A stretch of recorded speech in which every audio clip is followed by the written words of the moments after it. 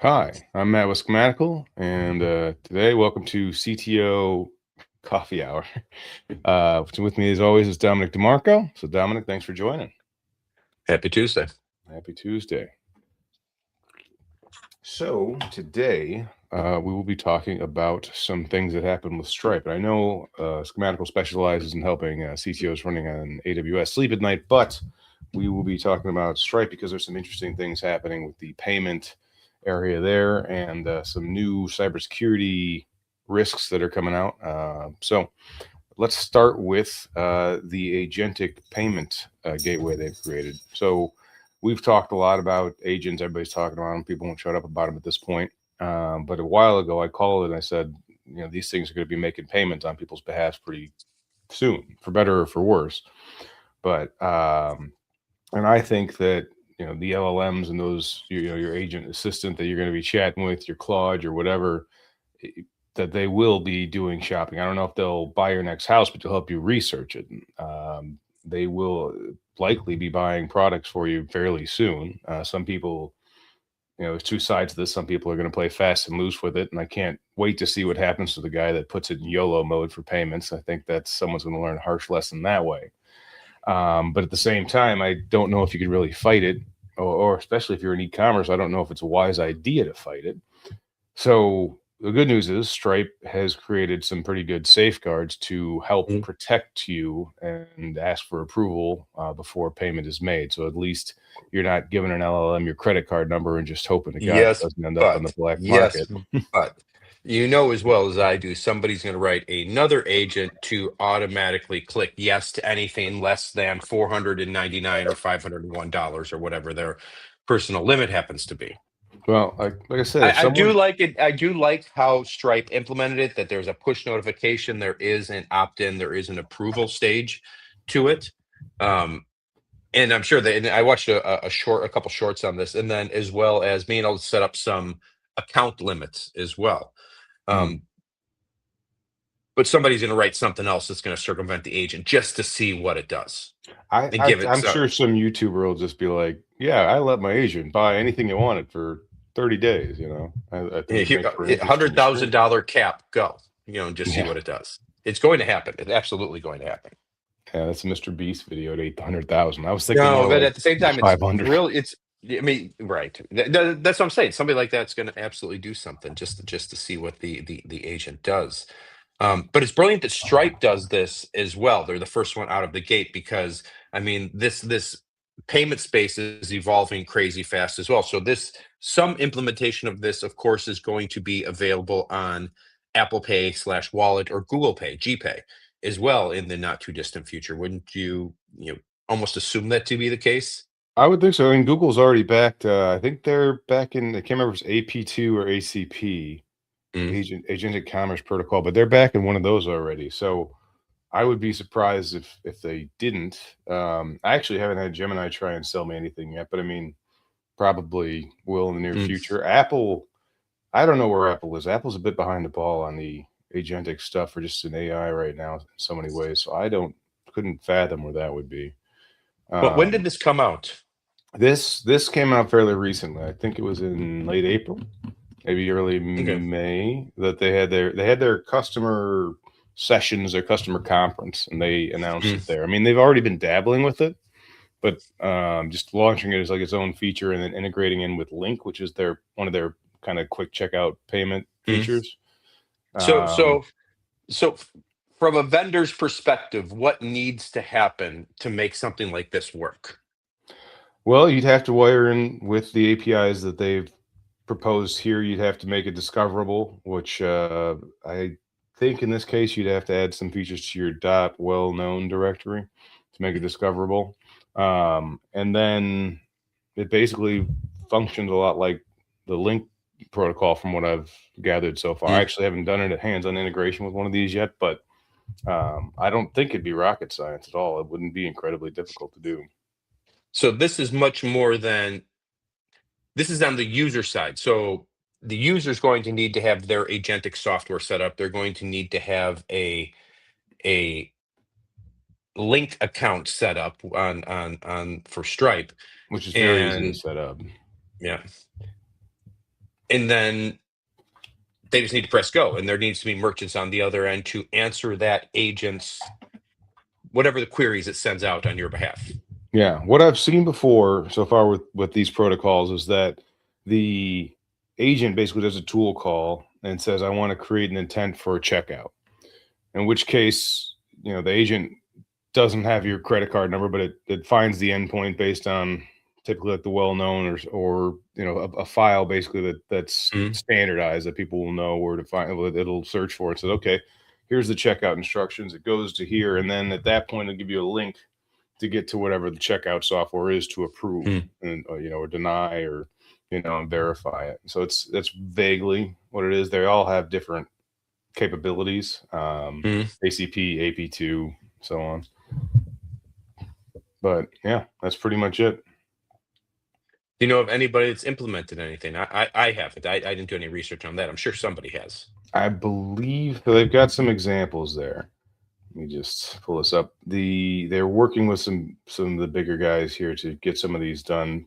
I think I heard Shopify was working on Mm, making this functionality sure. available.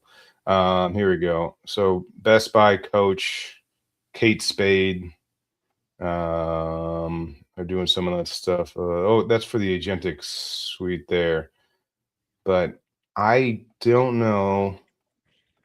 Yeah, I do not. They Mm, don't have specifics on who's integrated the Link wallet yet, but mm, mm, mm. you know, Well, it's I don't know if the link wallet even matters.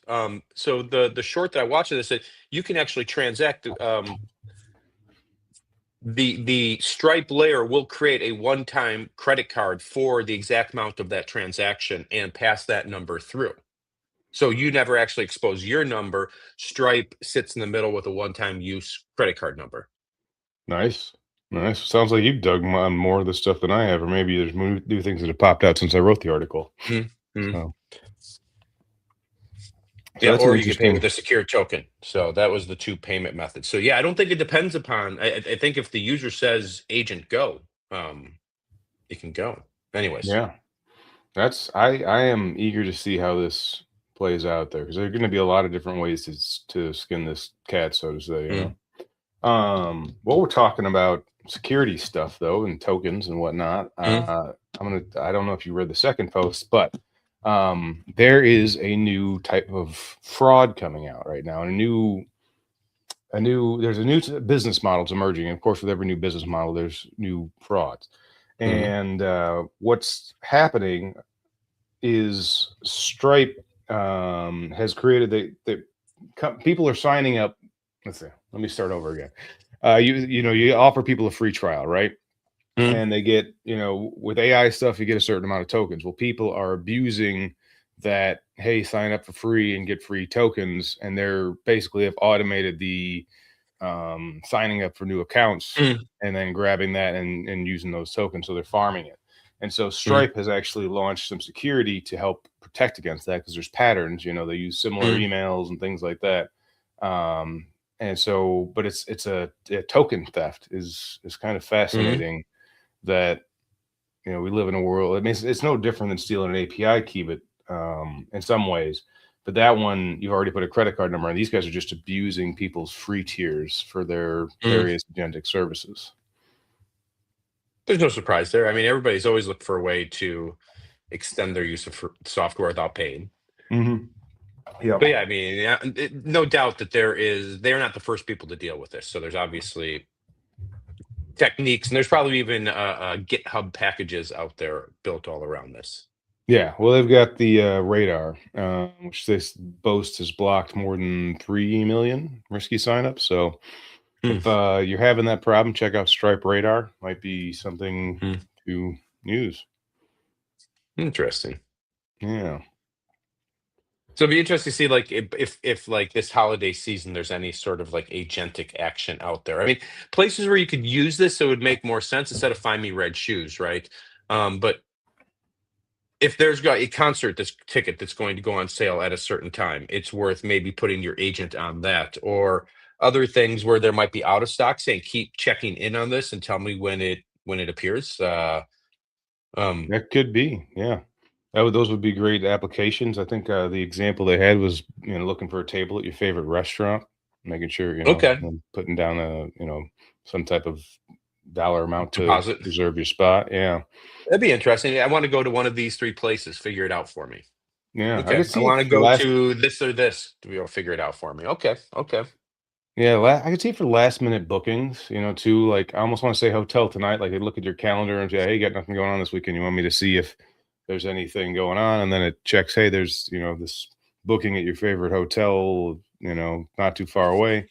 I mean, it seems like a bit of a stretch, but could be maybe, you know what? I could, if there was like a last minute booking place for massages, got you good Mhm. pricing, man. That's not a bad business idea. I can go for a massage right now. There you go. Yeah, that's something. As the time passes, it becomes worthless. So much like my Airbnb booking strategy, booking at the last minute, is that worth a better price? Is that worth some revenue versus no revenue? Right? Yeah. I like those models. It's innovative, and Mm, then you can, you don't have to discount your services up front, but there's a discount for those that are reckless enough to wait till the last minute. So an empty bedroom is an empty bedroom, or hmm. you're in a lot of services. If you got an afternoon that nothing's going on, that's money that you could have, made. So that's interesting, especially if you're already there. If you got a gap between service windows, but yeah, we're getting sidetracked there. But yeah, I think it's interesting the way this payment stuff's going to play out, and it's going to be a billion-dollar industry. You know, Hmm. The AI is not going away. There's obviously a bubble here, but it's not like the internet. It's not going away. So it's like, okay, No, yeah, and I can also see this for I can see families using this, like building their, give us the basics. Your AI knows what you need or what your house needs, and get it to me from DoorDash and have it show up at my door or Instacart or whoever it happens to be. hmm yeah, yeah. I'd be surprised if Instacart didn't wire this in pretty quickly, or a lot of the big guys, Costco and so on. Well, or even whoever their POS system company is, Yeah. essentially. Yeah, well, yes, that, but it's their e-commerce. That'd be interesting. The POS system versus maybe the e-commerce's POS, not Well, your physical POS. correct, but all of those POS connect to some sort of massive cloud system as well. So being the grander POS, yes. Yeah. Yeah, I got you. Well, I mean, a lot of e-commerces, they wire in like a multitude of payment methods, Mm. or the buy now, pay laters. Now that's an interesting thought. I wonder if they're gonna. This will be interesting. How long till you can allow your agent to buy now, pay later on your behalf?